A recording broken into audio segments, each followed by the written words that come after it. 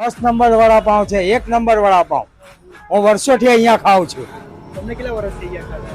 કમસે કમ હું 15 વર્ષથી અહીંયા જ ખાઉં છું. બીજા કોઈ જગ્યાએ હું ખાતો નથી. ભાઈ તમે વડાપાઉં તો બહુ બધા ખાધા હશે જ્યાં તમને એક વડું અને એક પાઉં મળે છે, પણ આ જગ્યાની ખાસ વાત એ છે કે અહીંયા તમને ગરમા ગરમ એક પાઉં સાથે 2 વડા મળે છે. પછી અંકલે મસ્ત મજાની ડીશ રેડી કરી નાખી, તો ચાલો હવે ટેસ્ટ કરીએ.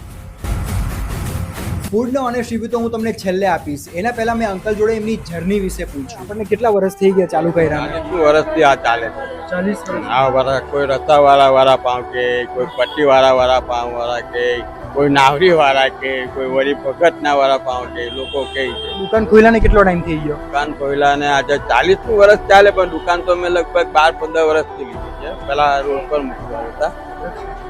કેટલા રૂપિયામાં વેચતા? એ પહેલા શરૂઆતમાં પણ 1 રૂપિયામાં વેચતા હતા. 1 રૂપિયામાં. આજે 20 રૂપિયાનું એક નંગ થઈ. ફર્સ્ટ નંબર છે વડાપાઉં.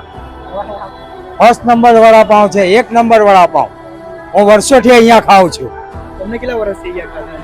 કમસે કમ હું 15 વર્ષથી અહીંયા જ ખાઉં છું. બીજા કોઈ જગ્યાએ હું ખાતો નથી. તો ભાઈ અહીંયા છે ને એક પ્લેટ 40 રૂપિયાની છે, જેના અંદર છે ને તમને 4 વડા અને 2 પાઉં એવી રીતે મળે છે. ટેસ્ટ બહુ સારો હતો. હા, તમે હે ને અહીં ખાઈ શકો છો, કારણ કે ક્વોલિટી બી છે અને ક્વોન્ટિટી બી છે.